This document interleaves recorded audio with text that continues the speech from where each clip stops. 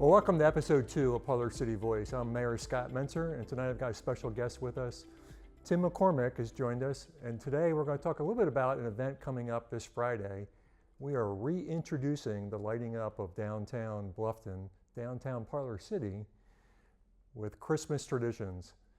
And you know, Bluffton now has been instrumental in revitalizing the downtown, and Bluffton now stands for New, Old, Wonderful. Right. And this is kind of appropriate, Tim. We've got something new in this event, but it's bringing back something old, and we certainly expect it to be something that's particularly wonderful. And you brought about this idea. Maybe tell us a little bit, how did this come about? I really don't know, but I would they just told me today that I had my first meeting with the former Mayor John Wicker on April 18th, 2022. So it's been 3.5 years in the making. Yeah, that's amazing. When you said that, it just doesn't seem like it's been that long. And over the course of when that all started, I asked Larry Pieper his idea on that, and he said, well, we'll just do a golf outing to raise some money. And it started from there, and we didn't realize just how hard it is to go out and knock on doors. And, you know, things are a little tough nowadays, but people were very generous on getting their money. And we did 2 golf outings. We've, trying to think what else we had going on. The 2 golf outings, we raised almost $12,000 there. But in the whole course, we raised over $58,000.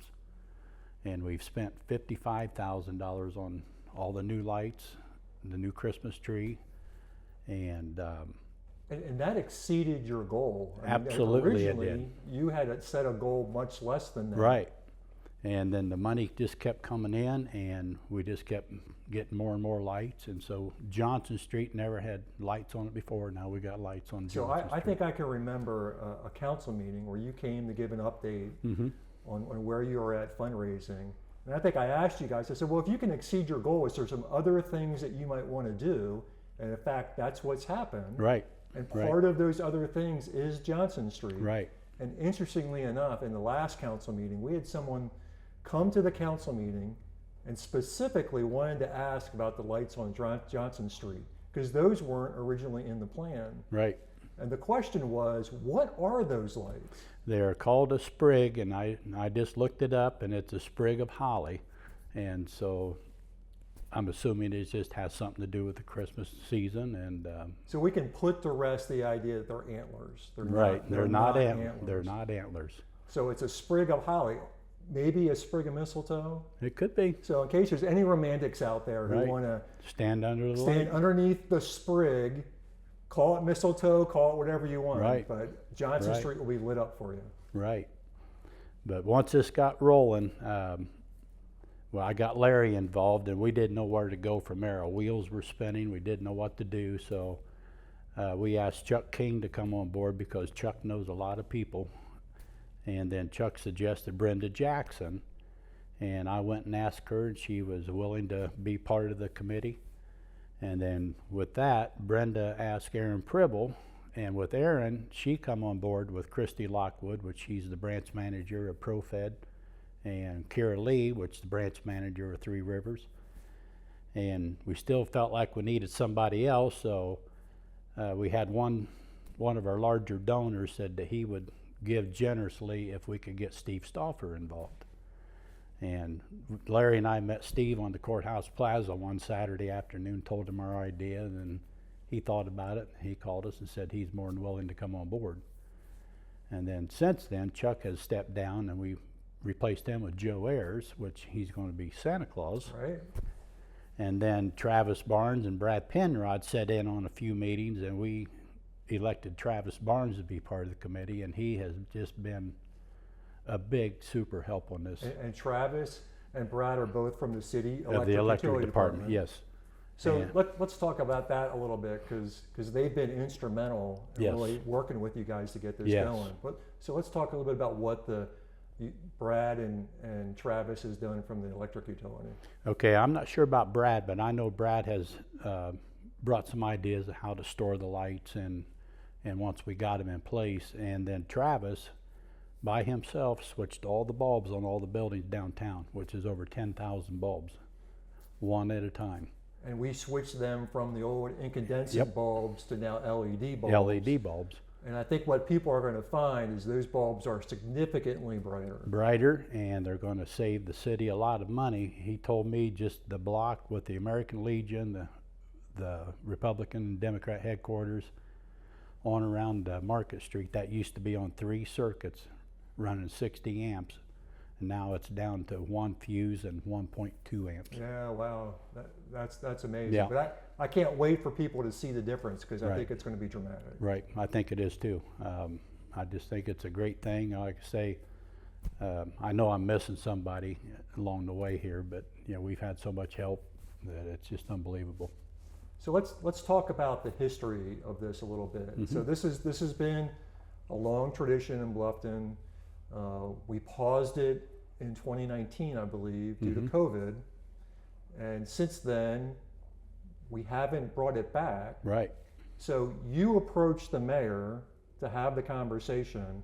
So sort of take us from that moment in time, and what should people expect this year versus previous years? Previous years, I think when Mayor Ted was, you know, I can remember him giving a speech, and I'm not sure what all happened, but you know, they'd do a countdown. Santa Claus would come in on the fire truck, and lights would come on, and that was pretty much it. Everybody went home. This year, we got a golf cart parade starting at 6, and that's going to last about 35 to 40 minutes. And then we got cookie decorating for the children, and we got the back room of the Legion where Santa Claus and Mrs. Claus is going to be reading stories and getting their wish list out. And I think we got a collaring contest going on there too. Okay. And so Brenda's going to give those to the Parks Department when they're done to put it in their Christmas. And I think some downtown businesses are going to Yes. be open and doing some Yes, things. so all the downtown businesses, Fraction, Broken Vessel, Hughes Bakery, Magnolia Grace down there, and all the bars downtown's offering drinks and for Christmassy drinks, special drinks. And So the parade's going to wrap up, and Santa gets to throw the switch. I'm a little jealous that I thought I might be able to get to throw the switch, but evidently Santa still ranks supreme. You talk to when it Santa. comes to the holidays. You talk to Santa, and he might let you help him flip that switch. But I was kind of hoping to do a Clark Griswold thing where I took an extension cord and plugged it in, but we're going to go a little safer route. We're actually Yep. going to throw a we're going real to throw switch. a real switch. Yep, absolutely. And then we've got Merry Christmas is going to get lit up. Merry Christmas will be lit up at the same time. It's on a separate switch, but you know, we couldn't get it all into one. Don't tell anybody that. It's all on one switch. As soon as Santa All throws in the one switch, switch. everything lights up. Yep. But like I say, when all this started, I think Brenda guided Larry and I to Mike Lotzenheiser to do a grant, and he got our grant filled out, and he went through the Wells County Foundation, and they granted us $15,000 to start. Yeah, so a big shout out to the A foundation. big shout out to the foundation, and we had 4 other major donors. I'm not going to say who they were because it's not. I don't think it would be fair to all the others that gave 50, 100. I mean, every penny counted. For sure. And so it used to be, we used to have a tree down in the courthouse that we decorated. Yep. That tree has since gone by the wayside. Yes, But a tree will be reappearing. Yes. Or actually has reappeared. it has already. reappeared, and we there again. Travis and Brad set that up, and out of the blue, Donna Anderson she was called to take an order, and she goes, "Well, I got you on the phone. Can I decorate the tree for you guys?" And yep, you can decorate it. So that's how the tree got decorated. So a little backstory here. So the old lights that we used to decorate the downtown, those were going into bad disrepair. Yes. And we're really having trouble trying to keep them alive, which is really what started the push, Right. correct? Right. And the old brackets, these things were made out of 1-inch steel, and they were very heavy. The brackets were rusting out, and they had rope lighting on instead of the LED, and rope lighting is hard to find anymore. And we went to Pearston, Larry and I, and we went to Pearston. That's where they was actually made at. And when they was made, they was only supposed to last 5 years. Last year was the 29th year that we used them. So we got an extra 25 years out of them almost. Yes. And with that being said, at Main and Market, we did take 8 of them and had them repurposed. D&B Sandblasting in Uniondale donated their time to sandblast the lights, and Edge Manufacturing donated their time and material to powder coat them. And then we took them down to Marion where the lights were made, and they put new LED lights on them. And I don't know how much people really appreciate. I mean, those lights, those particular lights were really heavy. Mm-hmm. And the electric department is the one in charge of putting all those lights up, bringing them back down, storing them. These lights, much lighter and much easier to handle, much easier to store. Where it used to take, I think, 2 guys to put those old snowflakes on because one guy had to hold it while the other guy bolted it. Over the course of the summer, Travis Barnes, he put all the new brackets on the light posts. They stay on there all year long. And these new lights, you just set them in there and plug them in and you're done. So it just takes actually one person. Yeah, I watched Travis this past week there. He would go along, set them on the post, and another guy come along and just set them in there and done. So Tim, again, I want to thank you for coming and joining us and telling us the backstory here, and looking forward to getting everybody downtown. And hopefully we'll have a great event. It is supposed to get a little colder. Yes, it is. So we would encourage people to embrace the coldness. Yep. It's all part of the winter theme. Come on down. Let's have a great time. Once again, let's give kind of a shout out to those who have helped you along the way. I'd like to say my committee consists of Larry Pieper, Brenda Jackson, Aaron Preble, Christy Lockwood, Kara Lee, Steve Stauffer, Chuck King, and Joe Ayers, Travis Barnes. And like I say, I know we got a couple that are going to be stepping away from the committee, so we're, I'm going to stay on. I'm hoping we get other people to join us, maybe an organization to join us to keep this thing going and make it bigger and better every year. Well, it's one more example of how generous this community is. Yes, it is. And when we have a need, people step up. Yes, and they do. Great things. Yes, they do. And Tim, I want to thank you for coming up with the idea. I don't think we've clearly sorted out how and why you came up with the idea, but we're thankful that you did. We want to thank everyone that's involved. Yep. And I'm looking forward to being out there with Santa Claus and watching them throw the switch and having a great, new, old, wonderful time. Yep. Back out on the Parlor City Plaza. Right. So with that, we're gonna take a break. I do want to give a shout out to the Bourbon MD for providing the studio here for us to broadcast this podcast, and the Felger Heart, the sponsor of this broadcast, and their continuing support in upcoming episodes. Again, thanks a lot, Tim. Thank you. I appreciate it. We want to thank Felger Heart for sponsoring these podcasts. Please contact them for all of your heating, cooling, and plumbing needs. Welcome back to Parlor City Voice. I'm Scott Mentzer, your mayor, and I'm joined by our host, Rick Elwell. No, it's not Rick. Not tonight. Not tonight. So Rick, I got an email early this morning that said Rick could not make it. He had an emergency appointment, was not able to join us. So Brandy Fiechter, our park superintendent, did you volunteer? You needed somebody to help, so. Yeah, she volunteered. So she's going to stand in. We're going to go through a few more projects, pick up where we left off last episode, and talk about a few other things. So Brandy, thank you for joining. So last episode we talked about a number of projects going on throughout the city of Bluffton. Today I wanted to pivot a little bit and talk about some things that have been talked about and maybe are coming up in the future, and people ask about a lot. And so maybe sort of answer some questions, maybe sort of end some rumors. Often when I ask people, what are they looking for in Bluffton? I hear 2 things. One of them is they want a movie theater. And the second one is they want a restaurant. Typically they ask for an Applebee's for some reason. I'm not quite sure why Applebee's seems to be the restaurant of choice. But the movie theater is one that always seems to come up. And Decatur has a movie theater, a 2-theater movie theater. And I did ask the owner of that movie theater and the mayor of Decatur about their movie theater and sort of what are the economics that makes a movie theater work. And one of the things that I was told that in order for a movie theater to work is that you have to have, on average, almost 100 people attend each and every movie that they put on. And that most of the revenue actually comes from concessions. It doesn't come from movie tickets. They actually only earn about $1 on every movie ticket. But we do have movies here. We have a movie once a month, and we've been doing it for a long time. Probably over 12 years, I would guess. 12 years. Yeah. And you know what? I didn't even know that we I were know doing you it didn't. for that long.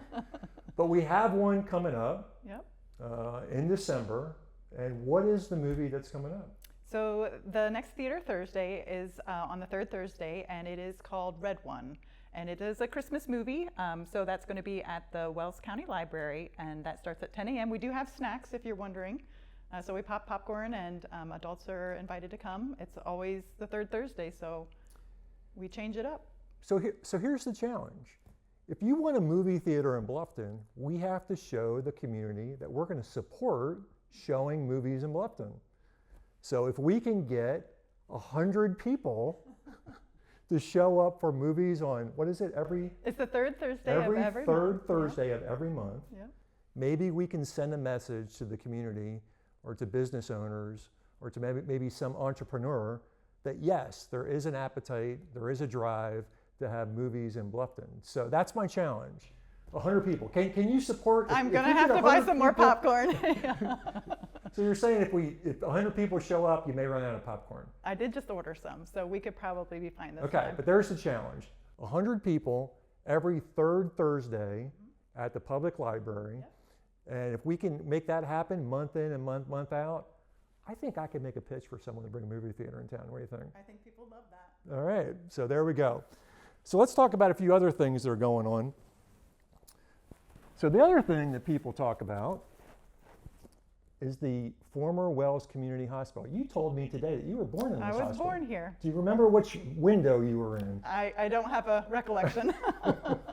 Well, this is the old Wells Community Hospital, and this building has been showing some wear and tear. We've had several complaints amongst the community over the last several months about weeds, overgrown weeds, and the city has been the one trimming the weeds, trimming the trees, keeping the landscaping clean. But we've also had some issues where people are breaking into the hospital.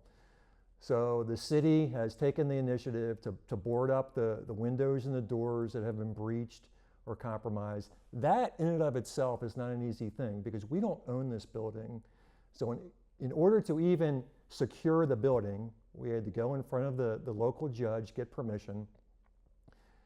And I wanted to talk a little bit about this because this building today is owned by an individual out of Massachusetts.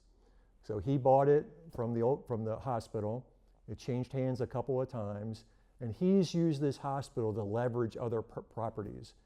So as it turns out, there are over 5 mortgages on this property.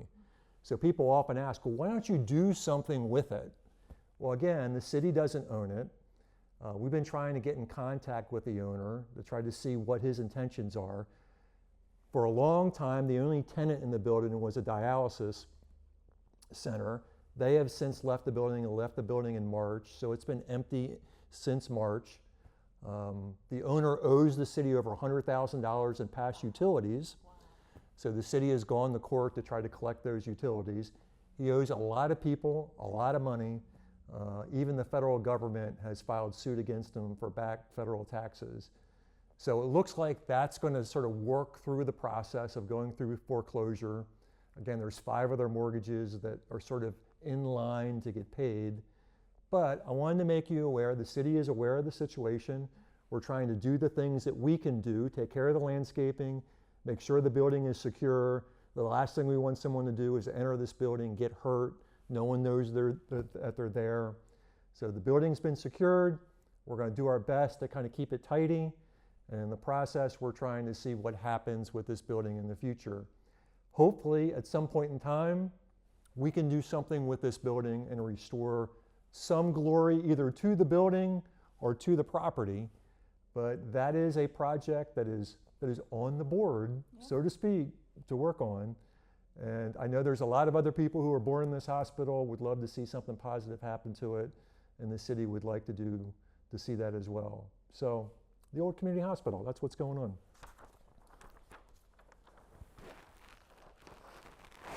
So the next property I wanted to talk about is on the corner of Washington and Oak. Sometimes people refer to it as the old Red Cross building. And this is another interesting property that has been bought by a local company, or local family, I should say. And they have tried to do some redevelopment on it. They've ran into some environmental issues. The city looked at this several years ago. I think you were a little bit familiar with that process. You want to talk about that a little bit? I know that they were interested in having it become park property, maybe like a soccer field and a pavilion and things like that. And there was a move towards that direction, and then it just didn't end up happening. And it didn't end up happening because we learned that the soil in certain parts of this property is very contaminated, and it's been flagged by IDEM, or the Indiana Department of Environmental Management, as being a site that needs to have some remediation to it, some closure as they call it. And so we have restarted that conversation, and the process to get closure, as you and I have learned, is not an easy process, but it has been going on for years.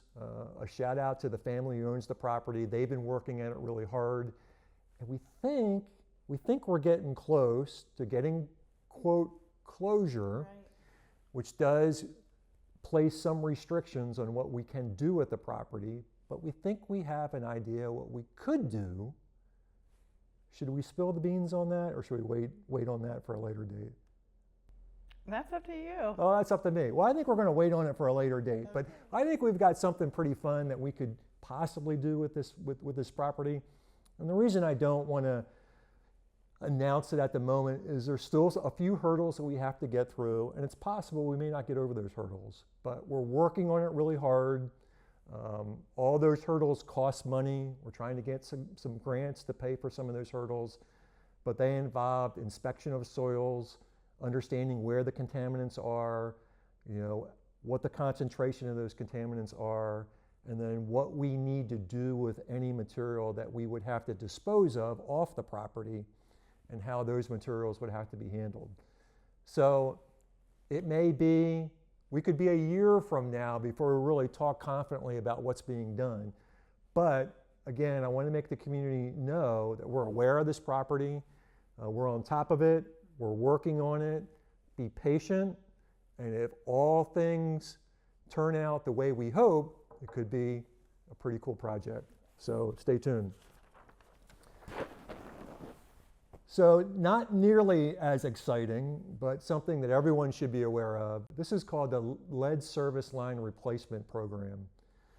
So this is a federal mandate coming down from Washington that all service lines that have lead must be replaced. Now, I want to make sure everyone fully understands that all of the water that comes from the city's water service is perfectly safe. We test it all the time, monthly, and there is no lead in your water. There's no reason to be concerned, but somebody in Washington decided that it was a good idea that any service line that has any lead in it must be replaced. So this is sort of the west southern side of our historic district, or our downtown district, and all of these spots are areas that we've tested the lead service line, or the service line, to determine whether it has lead or not. So every spot that you see on here which is red has been identified as being containing lead, and every spot that is yellow means that we have not determined whether it has lead or not. And we have been, for the past several weeks, we've been undergoing what's called potholing.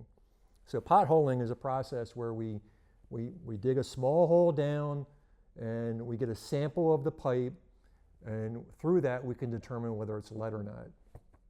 I would suspect that most of these yellow dots are going to end up turning out to be red, which means that all of these lines are going to need to be replaced. Now again, this is a federal mandate, City doesn't have any control whether we're going to do it or not do it. And one of the past increases in our water utility rates, which I know has had a little bit of controversy around it, has been to pay for this program. Not something that we want to do, but something that we're mandated to do. The good news, if there's any good news, is that this first piece is a $5 million project. We got a $2 million forgivable loan, which basically is a grant. And we got the other $2.5 million, we got at 0% interest. We're not sure how much longer those programs are going to be available. So we decided to strike while the iron was hot, get the $2.5 million forgivable, get the $2.5 million of zero interest money. This has got to be done by the mid-2030s. So this is just the first area. We have to go through the entire city and look at all of our lead service, or all of our service lines, and determine if they're lead or not. So at some point in time, we will actually begin replacing all of this pipe. So all of this area of the historic downtown is going to get a little bit disrupted. So we'll give everybody plenty of notice when that's going to happen. I guess the good news is once we get through this, we're going to have brand new pipe in our entire downtown area, which again, glass half full here, at least we're going to have that. We're going to have a brand new water pipe service area in our downtown. So wanted to make you aware that that was going on.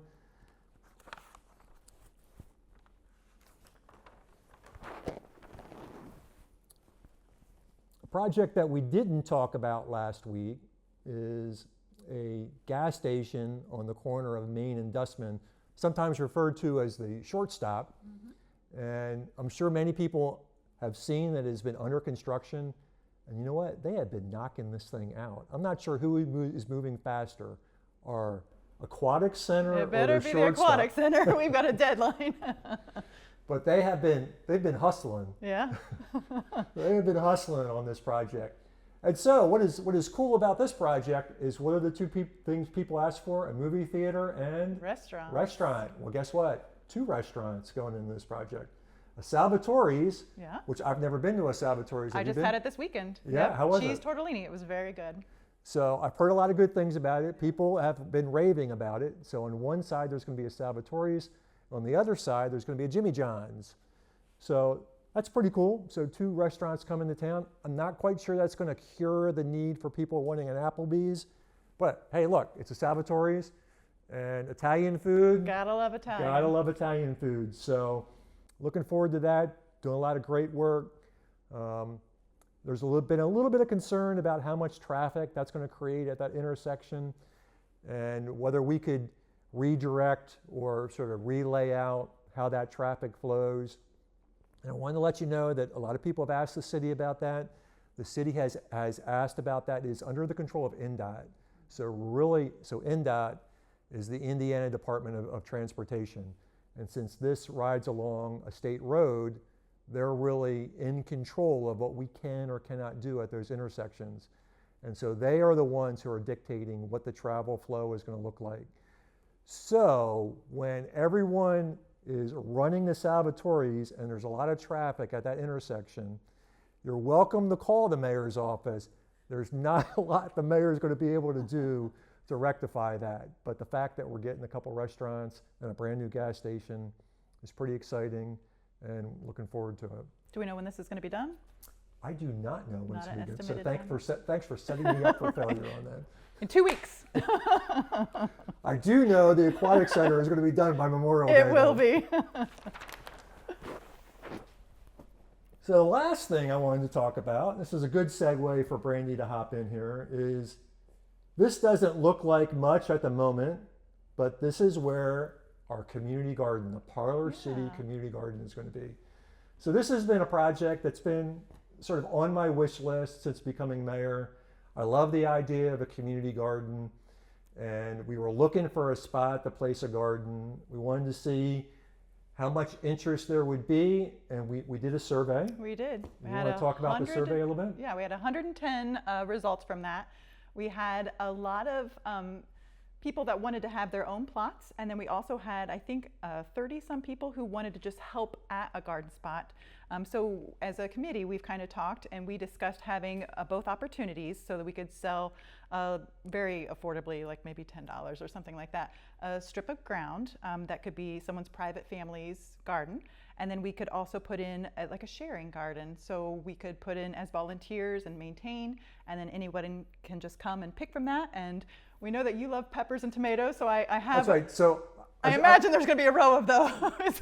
I'm hoping they don't all get picked because Yeah. I may want to partake. But. Yeah, yeah. So I do want to give a shout out to Lowe's, who has awarded us a Hero Project Award, and they have furnished us the pergola. They designed and installed it on a cold weekend, and then they had enough left over from that grant to actually provide us with all the tools that we'll need to get started. And those tools will go in. Conveniently, the shed that they also donated to us. So, like, really, like we are set up very well to get started in the spring. So. And we went and we visited a few gardens as well. Yeah, we went and saw Markle's garden and met the good people there, and they've offered us some guidance on that. So I have reached out to Amber to see if she wants to stop by and kind of tell us how to get the soil, because I imagine we've probably got some clay in that area. So we're going to have to do some composting and maybe fertilizing and you know, getting some help like removing some of that top sod. I've got black thumbs, so you don't want me like telling how we're going to do this. So we're definitely going to get some of the people with the green thumbs in there that know what they're doing, and they can just guide us on what we need to do for that. Yeah, for the last couple of weeks, Brandy's common question has been, what actually is compost? I can't believe you just said that. I don't know what it is, but I know that we need lots of it. And fortunately, the city has a bunch because the street department picks it up on a pretty regular basis. So I did talk to Tim at the last department head meeting. Hang on to that. We're gonna need a lot of that. So this is a shout out to the people who leave their leaves out. Yes, thank you. So the street department can come pick them up so that we Exactly. can create compost, right? Exactly. Just a full circle of like giving back. So thank you. So we've talked about some other things that might go on once this garden gets up. We've talked about classes, right? Yeah, we'd love to have some people teach some classes on preserving food. We did have some interest on the surveys with people wanting to share the information that they have. We'd like to maybe teach people some cooking techniques and how to garden, you know, organically, and what to do for pests. So, like I said, I don't know a lot about the topics, but we're definitely going to be reaching out. So if you've got any interest in that or have any knowledge of that, please reach out to the Parks Department. We'd love to have you take up a time to teach other beginner gardeners. So another challenge. So we got challenge number one, Yep. which is we want Go see 100 movies. people to show up at the library to watch a movie.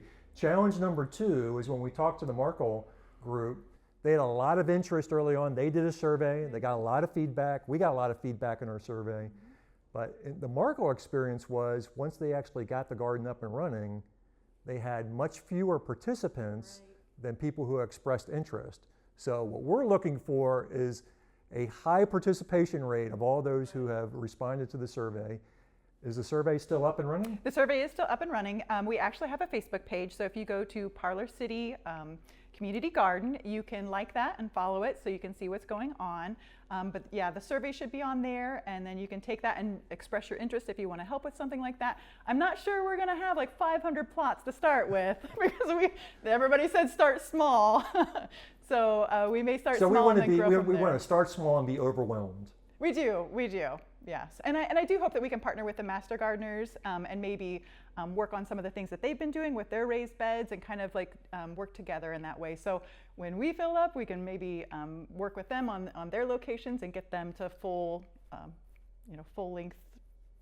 And who knows, if this is successful, what I would love to see, sort of my master vision here, would be that there's lots of different community gardens sprinkled out amongst our neighborhoods. And that's part of what, sort of what my vision is, this neighbor helping neighbor concept. Last episode, we talked about Neighbor Link and the opportunities for neighbors to help neighbors fix homes, help with landscaping, just again, sort of beautify our community. And I think community gardens can be another aspect of that. And if this takes off, I know we looked around town when we finally settled on this particular parcel, which is next to our animal shelter. we looked at some other parcels and we're like, wow, this would be a nice location in amongst some of our older neighborhoods. So hopefully this sparks a need and a desire to spread the idea of community gardens. And yeah, I'm really looking forward to it. So again, there's the challenge. Let's get a great participation rate. Let's overwhelm the community garden, so we've got to either expand it or grow some other gardens in our communities. So that's all we've got in terms of projects coming up. In our opening episode with Tim McCormick, we talked about this Friday, starting at 6 o'clock, we're going to have our holiday lighting ceremony. We're going to start out with a golf cart parade, end up at the plaza, and then we're going to have the lighting of the downtown lights, the lighting of the Christmas trees. I heard Grinch is coming. I heard the Grinch has a bag of candy too that he's going to be passing out to the kids. Will the Grinch have a sidekick? I believe that Frosty's going to be there too. Frosty's going to show up too. All right. Yes. And I think that Santa and Mrs. Santa Claus is going to be reading stories. Right. It's going to be a great time. We're going to have lots of foods, lots of activities downtown, so we certainly encourage everyone to come down Friday. Again, starts off at 6 o'clock and finishes up 8, 9. I would say by 8, I would think so. Yeah. Maybe a little chillier than tonight, but that's okay. Definitely bundle up. There's going to be some hot cocoa and I think some hot cider stations so you can warm up with something to drink. So a couple other things I want to talk about quickly before we wrap up. So I got the pleasure of going down IPRA to conference. Muncie Yeah. to your conference, and the city of Bluffton got an award. Yeah. So you want to talk about that award and who we Yeah. can thank for it? Yeah, so Lori Baumgartner did another fantastic job and she won the 5 and 5K for a program that she does in the summertime where she had 200 people come out on the evening and do a 5K, and that was for 5 weeks straight. And so they would get a shirt if they had done all of them, and that's actually where she's at tonight. It's our very last 5 and 5K for the winter season, and they will, if you participate in 4 out of the 5, you get a beanie. So yeah, she won that award at conference, and it was pretty amazing. Yeah, it was awesome. So thank you for giving me the opportunity to join you down there to accept that award. I will not be getting a shirt or a beanie because I only did one of the 5Ks. We're gonna have to improve that next time. I did attempt to jog a little bit, so my history on 5Ks. You beat me coming in. My history of 5Ks is I walk the 5K, Yeah. but I did attempt to jog, not a lot, Yeah. but I had my personal best. You on the did. 5K, Very yeah. good. Very So good. looking forward to upping my game a little bit on the 5Ks, and there's one coming up. Yeah. right? So tomorrow is going to be Wobble Before You Gobble. Wobble. Before you gobble at Thanksgiving. Yes, we also have one Christmas Eve. We do a jingle jog, so you can do a 5K there. And then if you'd really like a challenge, we have a winter challenge where you can do 100 miles from winter to spring. So 100 miles. 100 miles. But you've got 3 months, so you've got plenty of time to get your Are you walking going to do in. 100 miles? I might. You might? I might. What do you get if you do 100 miles? All kinds of amazing prizes. Amazing prizes. Yeah, that's a Lori thing. I don't know if it's a shirt or she's got some. Well, kind of there you prize go, she's Lori. about. You are on the hook for some amazing Yeah. prizes for people who do 100 miles. Yeah. Well, again, I want to thank Bourbon MD for hosting our second episode of Parlor City Voice. Again, a shout out to Felger Hart for sponsoring these episodes. And who knows what we're going to talk about next week. You know what? As of this point, I probably should be more disciplined about this, but I just sort out the agenda a couple days before the episode starts. But we're going to keep you apprised of all the projects going on. We'll try to keep you in the know of the stuff that's sort of in the hopper, so to speak, and continue to let you know what things are going on here in the Parlor City. We want this to be a community where everyone gathers, everyone has a great time together, conversations start, we break bread together, and we truly make this entire city a parlor. So thank you for joining us here on Parlor City Voice. Rick, Brandy? I won't see you next time. Yeah. Thanks for filling in. Again, I want to thank Tim McCormick for talking to us about the event coming up on Friday night and all the great things that group did to bring us a new holiday tradition to downtown. See you next episode, a couple of weeks from today.